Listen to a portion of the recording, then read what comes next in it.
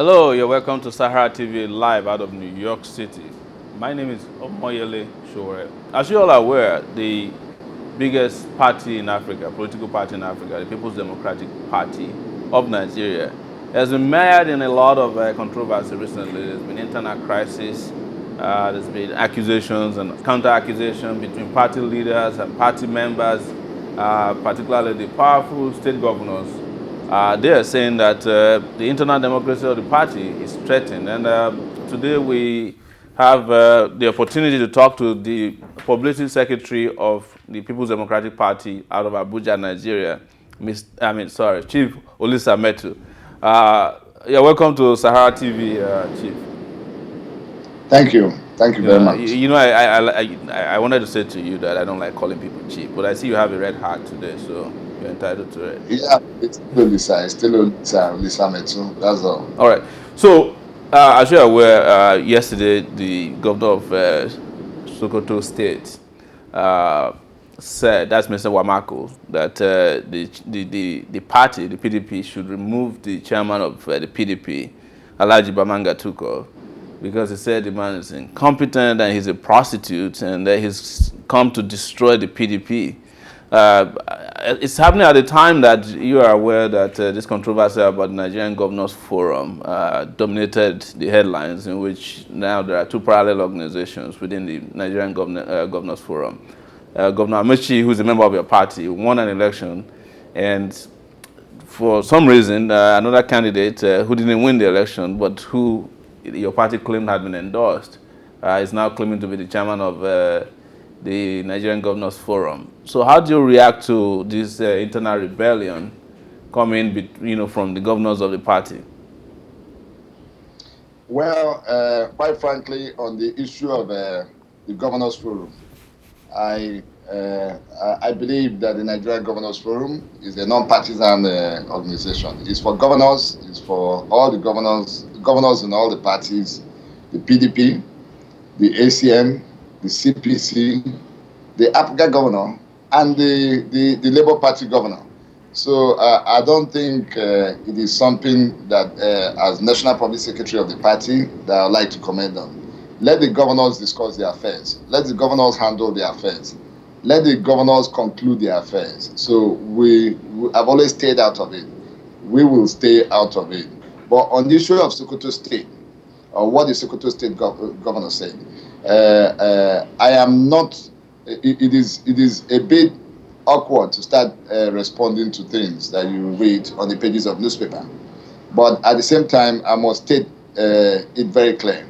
We have to remain focused.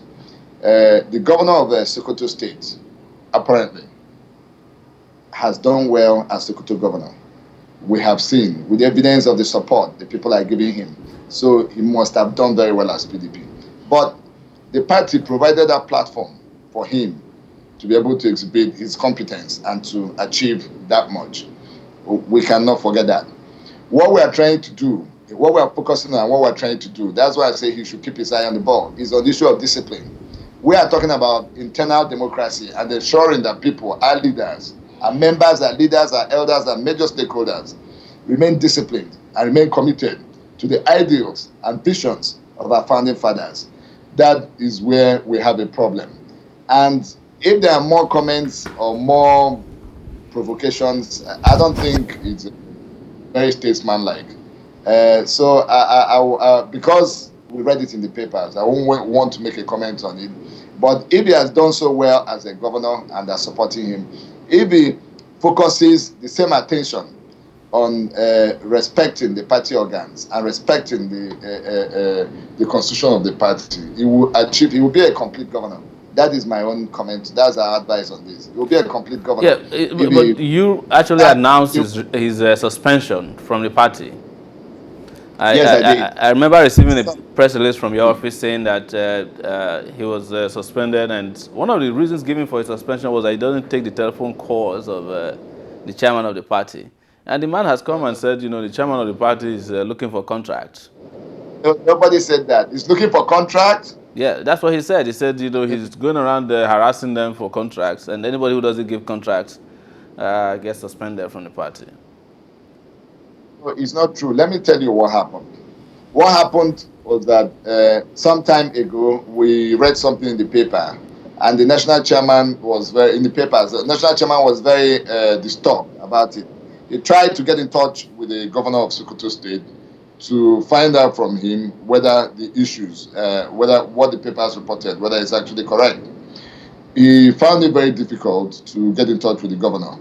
Thereupon, he sent a letter to the governor and requested the governor to explain the circumstances.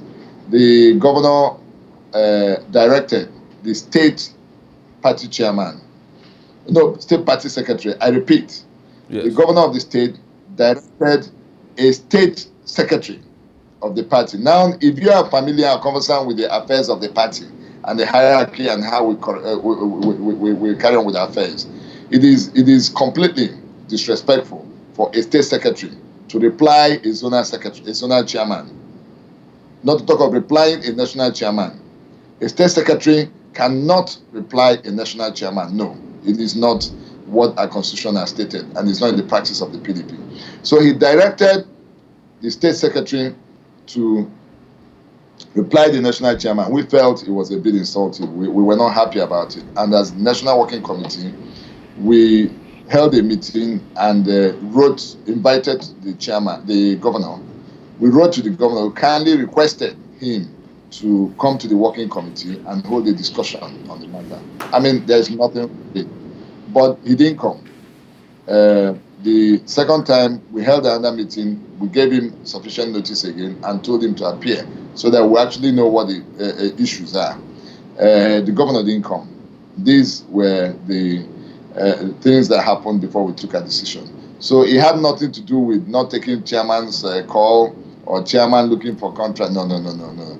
That's very, very, very, very, very, very, that's a very wrong thing to say. It's a very wrong signal to give because Well, it's that's not what true. he said yesterday. But let's move on.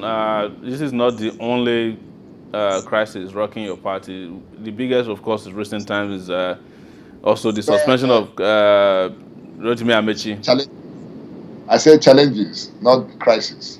Oh yeah. You're entitled to use whatever definition you want. But as far as we know, these are beyond challenges now. This is getting out of hand in some ways. I mean, you also remember that Governor Rotimi Amechi was removed because he seems to have issues with the president, and he won election at the Governors Forum.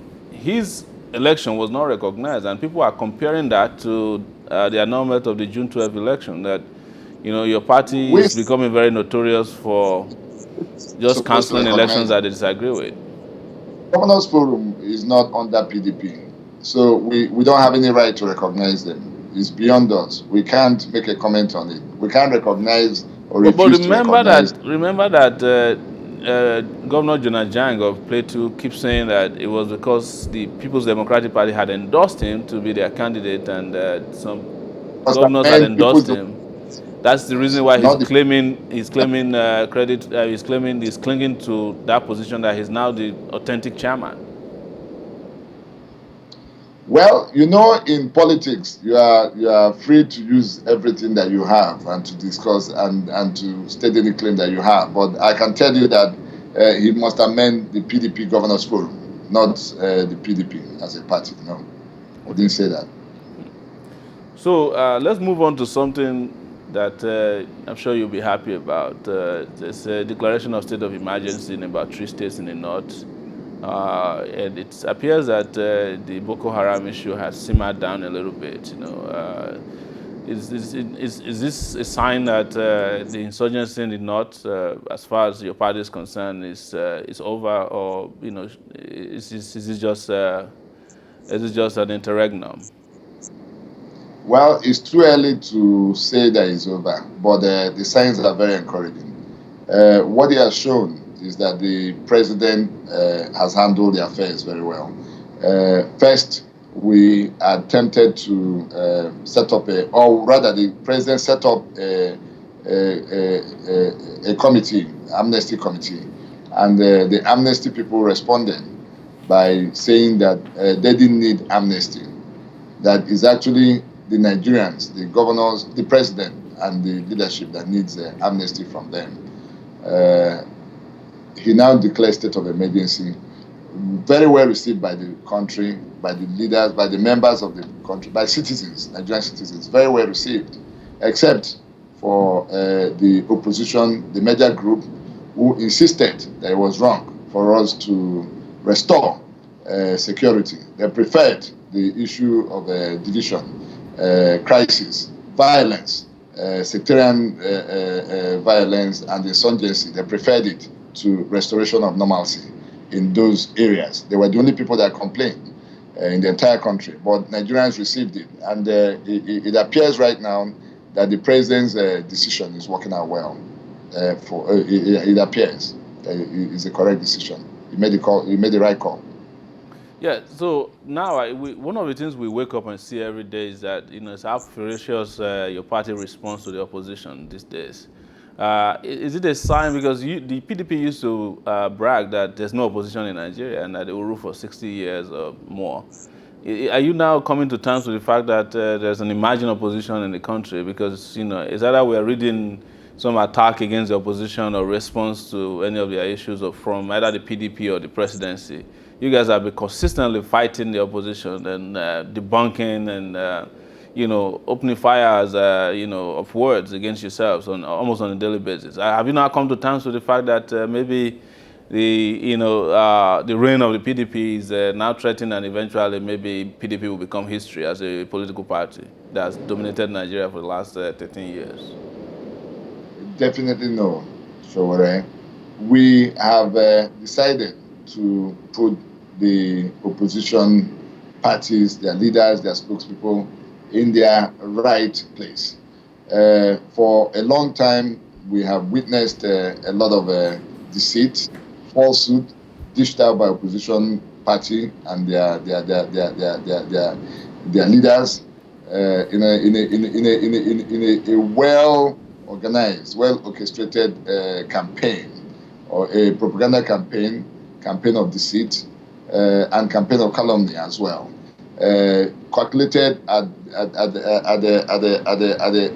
portraying the PDP in a very bad light. Now, we are not a perfect party. I won't stand before you and tell you that we are excellent. I won't stand and tell you that we have not made mistakes. But I'll tell you what most Nigerians feel.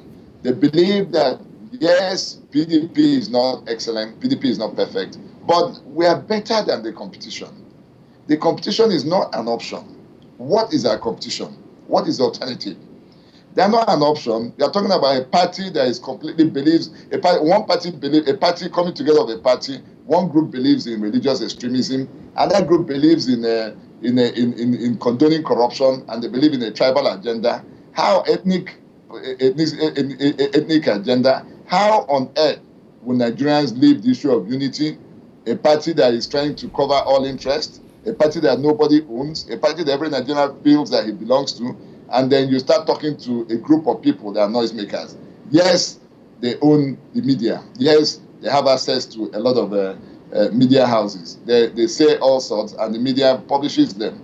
Yes, they can tell lies to Nigerians. But in terms of content, what we're trying to do is to show that in terms of content, they have nothing to offer. They have no alternative to our programs. They do not even, there are no solutions they have profiled. Well, it sounded like you're talking about two Nigerias now. You said that some Nigerians have embraced the PDP, but it doesn't sound like that when we listen to public opinion, when we try to sound people out. They feel very disappointed in the 13-year rule of the PDP. People expect a lot better from us. They expect more from us. We should actually do more. Yeah. But they are not thinking of the alternative. They're not thinking of our competition. If you're not thinking about your competition, why are you worried? You should have just ignored them and wait for the next election. No, we want to put them in their rightful place, because you can't ignore someone that keeps on making noise, keeps on telling lies about you, because you feel that you're better than him. Well, it's not like they're irritating us, but we want to show that a propaganda campaign is not the best to be an opposition party in any democracy. in any democracy. One of the issues that Nigerians always talk about is, of course, electricity. And I cannot count how many times your party have said that, electricity will improve, we will have, absolute electricity. We've had 2013, 12, 2000, since 2004, we've been having this constant promise that electricity will, there will be some serious improvement in electricity supply in the country. It hasn't happened. And it does. From what I'm hearing, it seems like even deteriorated in the last 2 or 3 weeks again. Is it ever going to happen that Nigeria will have constant electricity under PDP rule? We hope so. There has been people are worried. I am worried. Nigerians are worried. Our leaders are worried. The president is worried. We're worried. The president is worried. Leaders of the party were worried because we expected by now that we would have had some sort of steady supply of electricity, power supply, but we've not had that. So, but we are committed to working hard to ensure the government is committed in ensuring that sometime early next year, at least we'll be able to have some steady supply. There has been improvement. There were some improvements in the past. But these matters are so technical that one simple thing can cause a lot of havoc. But together, we have the will. The president is determined. The minister is working very hard. We hope that the improvement will be felt across the entire country very soon. I hope you're not talking about the same minister that said that the reason why there is darkness is because of witches and wizards. Is that the position of the government, that witches and wizards actually? I didn't hear him say. I don't think. Well, I'm sure you probably read it and you're ignoring that. Anyway, let's just move forward to another question, which has to do with the transformation agenda of your party. That was not correct as well. Okay.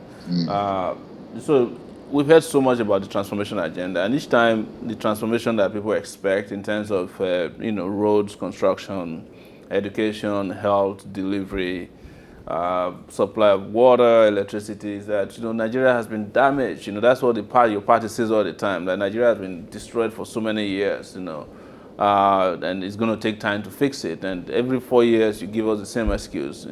How long in your calculation will it take to fix Nigeria?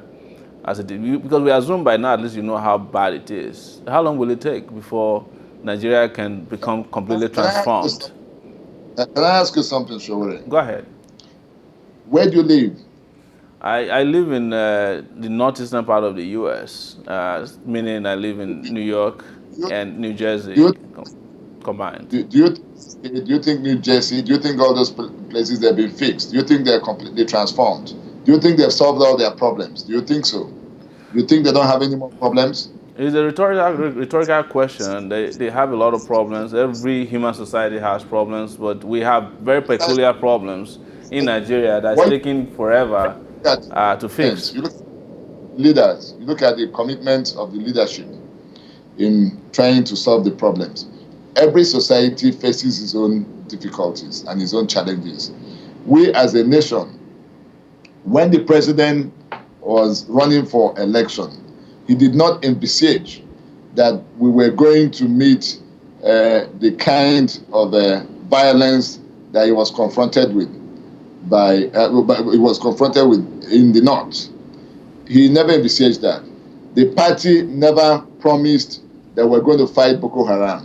We never promised that we spend so much money, so much time to focus on the destabilizing effect of sectarian violence in the north. But today, for a long time, the government has focused on trying to do that. No matter what you do, no matter your program, no matter what you're doing, when you're faced with, some things that you can call political force majeures, when you're faced with difficult things that you never envisaged, when you're faced with things that you never planned, or things that were never in your program, and you have to solve them, it kind of it slows you down. Yes, the government has been slowed down by these problems, but the commitment is there, the will is there, we're working hard, and we can see there are a lot of achievements. There are a lot of achievements that you can see that the president has done. I hope you listen to the presentation of this midterm report. And even you, like like most Nigerians must have been impressed. You were impressed, like other Nigerians. They were quite impressed. You're trying to speak for me, but you can't. But I'll go back Well, to the reason why the excuse is now. You say you'd never did you, planned that there will be an insurrection, but don't forget that the insurrection in the north was there uh, by the time President Jonathan came to office.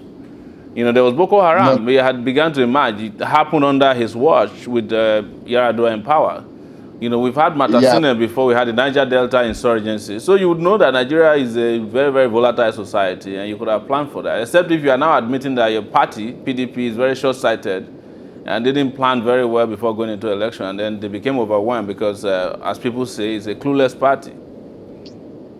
Well, I can, and you know the truth. No Nigerian leader, no world leader, no consultancy, no firm, no seer, nobody, no prophet would have been able to predict or would have been able to have foretold the kind of violence that we witnessed in the last 2 years. Nobody could have done that.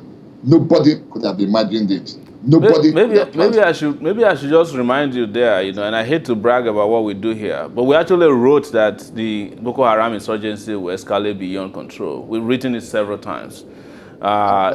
If you, for example, watch an interview we did with the Senator Zana on our program here, it was from here that he indicated that there's a camp called Samburu that the government had been ignoring. A week later, the government went and destroyed the camp. But they had known all along that the camp was there and that the Boko Haram guys were recruiting and training in the camp and did nothing about it until it became an embarrassment. Perhaps the U.S. put pressure on you guys.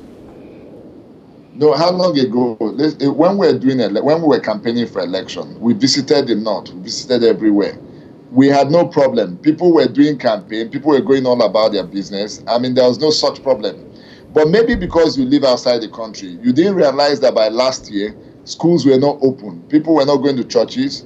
Businesses were closed in some parts of the north because of this Boko Haram. I don't think anybody would have imagined the magnitude of the destruction that these people visited some areas of this country with last year especially, and early this year. Well, you know, that's up in the air, but you know, I disagree with you. But I want us to move ahead and kind of maybe round up. So one of the things you guys do is predicting a lot about what will happen. Go ahead. Your job is not to disagree with me always. Your job is to find out the truth and tell Nigerians the truth. You know that's what we do. In a bad light. It's not to paint my party in a bad light. Your job is to tell Nigerians this is what this party represents. Then let them choose what they want. It's not for you to disagree with me always. It's for you to say... It's for me to have discussions with you, have analysis with you, and come to, if need be, disagree with you based on facts. No, it's for you to ask me questions and listen to what I say. Then let Nigerians make their judgment. But if you decide to be the judge and the jury, it will be difficult for people to think that you are impartial. I'm sure people know where we stand, and our impartiality, I don't think, is under question as far as this period is concerned. Because the same way we report on the bigger atrocities committed by, or we report on all the parties. Everybody knows that the internal crisis, the lack of democracy, even in the APC, the ACN, the CPC, we report across all this. But naturally, because your party is bigger. Did you ever ask the ACN why Tinubu went to London and claimed to speak on Nigerian democracy, and he went with Kuforoji, who is the face of corruption, and he went there. He never discussed corruption. He never discussed the issue of sectarian violence in Nigeria, and he went there to talk about to speak grammar. Well, I mean, for goodness' sake, did you put them to test? Have you ever debated? Have you ever asked them any question about why is it that there is nobody in ACN that they've ever held out as attempting corrupt activities or corrupt dealings? Are you trying to tell me that it's only in PDP that you can have people that will be corrupt or have corrupt tendencies in this country? I mean, we're a country of 160 million. A party comes out, they want to be in power, they want to take over, and they condone corruption, and they do not investigate corrupt activities of their members, of their leaders. You of their will, elected leaders you will agree with and me of that a leader. And then it, you think that we can take them serious? They want to be what?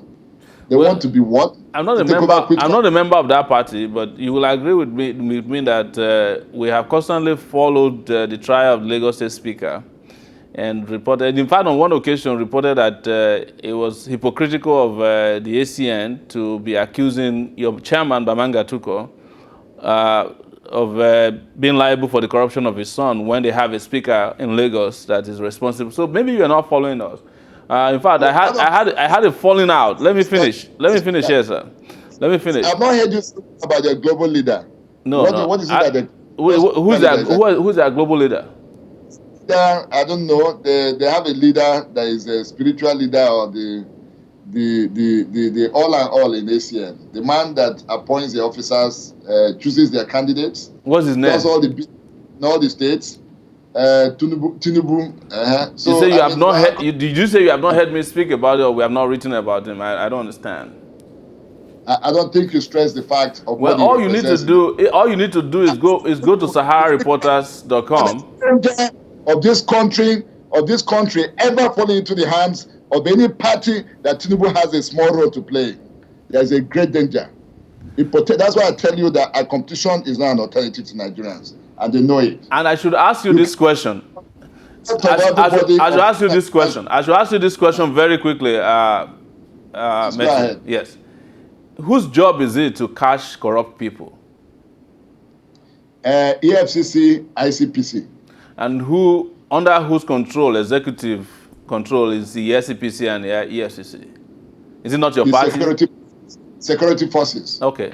So if you have evidence, concrete evidence, as a ruling party that Tinubu is involved in corruption, what are you waiting for? Why hasn't the PDP as a party written a petition to the EFCC to say, please? The ACN governors, they are commissioners, they are appointed people, but they're not willing to bring these documents out. They condone it because it is a policy. You don't have to wait for their commissioners. You don't have to wait for their elected officials. You as a party should be able to commission a petition and say, we want to investigate Mr. Bola Tinubu, and send it to the EFCC. Send the petition to us by tomorrow. We will make it headline. And list out where you think he's corrupt. As long as you are not doing that, I think you are the one condoning his corruption, and you should stop complaining. Showore. Yes. Showore. Corruption is not something that you can just throw about and say this person is corrupt. You can say that. But if you want to investigate someone, you need the cooperation of the leadership of that state. You need the cooperation of the executive arm in that particular state. Listen to what happens in the federal. In federal, if the son of a national chairman is viewed or alleged to be corrupt, the executive arm or the PDP gives him up and supplies all the evidence for the EFCC to investigate impartially. That is what happened with our leaders, with our members, and with everyone. So as I am sitting here with you, I'm scared of doing anything because I know if tomorrow I'm accused of corrupt activities or corrupt dealings, my party will bring me up immediately and say, yes, they bring out the documents, go and look at it. If he's liable, let him answer for it, let him be prosecuted. But this other party will never allow the EFCC to look into their books, will never bring the proper books, they don't cooperate. You cannot build something on nothing. When you make an allegation and you don't see the evidence, you can build something. So are you not just confirming to your opponents activities of their own? Are you not just confirming to your opponents that you have no evidence whatsoever to show that Bola Tinubu is corrupt? And if you have evidence and you are withholding the evidence, I'm accusing you directly, the PDP party, that you are the one condoning corruption. You are the biggest party. You can go to the FCC, you can go to the ICPC, and even provide nominal evidence of corruption via a petition. The evidence is there. In fact, according to one of the subsection of the EFCC, if you think that somebody is living above his means, you can write a petition to the EFCC and ask them to investigate the person. I can imagine the EFCC ignoring the petition written about somebody by the PDP with some kind of nominal evidence. It will be interesting. Like I said, I challenge you to provide You us cannot with a invite- petition by tomorrow that you are sending to the EFCC or any time for that matter, and we'll publish. But as agreeing long to as the you EFCC. don't do that, You I must take it that take the this is just red herrings. The FCC officers are not PDP members. They are not controlled by PDP, and like other Nigerians, other things come into play. But you can. But I want to state clearly to you that our members in the Southwest have written a lot of petitions. Our members in Lagos, they've written a lot of petitions with evidence. But then we don't control the EFCC, just as we don't control the police. And the people there are Nigerians, if you understand what I'm saying. So the issue is about the willingness of the state executive, the willingness of the governors of the Southwest to cooperate and ensure that these things get to that the EFCC people perform their duties. It's not only making the complaints. The PDP members have been making the complaints. The evidences are there. I mean, you all need to go to Lagos Road. You heard the information minister the other day, what he said about the roads. They construct a culvert, they put a toll for Tinubu to be collecting money. Any little thing they do, if there's a gutter, there's a toll on it. But on the issue of federal roads that we provided, which is free for Lagos people, I mean, even then they have the LASMA people and they do all sorts that they want. So the web of a corrupt dealings in Lagos and the Southwest should be looked into, but with the cooperation and the assistance of the governors there. Well, before we go, just let's say, if you have any evidence whatsoever, you have any petition whatsoever written by the PDP at the state, local, or federal level, can you let us have a copy? You promise. We will forward some copies if you help us advertise it as well. Absolutely. By next week, We are not an advert agency, but if the PDP writes a petition, we'll publish it. EFCC as well. We've done that severally. But if you can help us do open letter on your page to EFCC or display it, it will be complete evidence that we've been doing that. Yeah, send it to us. We'll do that. All right. It's a promise. All right, great. So, last question is: you are aware that the former governor of Bayelsa State, DSP Alamaseya, was pardoned by President Jonathan, and the new information rumor we've heard is that he's going to be fielded as a Senate candidate. And for someone like you who said that your party is not corrupt, how does that feel? Like for somebody who was convicted of corruption, granted it's a very, very controversial pardon, and now your party is going to field him as a candidate. How do you feel about that? How does the conscience of the party feel about this, especially for a party that you claim is not corrupt or doesn't condone corruption? On the issue of the pardon for Alamese, I want to rely or rest it with the statements by the spokespeople of the president of the executive arm. I think they've addressed it. I think Ruben Abati, Doinokupe, they have addressed it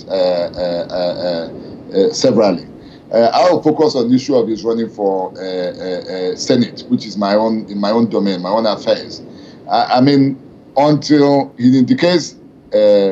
He makes an indication that he wants to run, until he indicates his interest in it, then we look at the qualification. We have procedures, we have processes, we have a lot of conditions that you need to satisfy, and I can assure you that we do proper screening. So until he indicates his interest, it will be premature for me to make comments on whether he can run or he wouldn't run.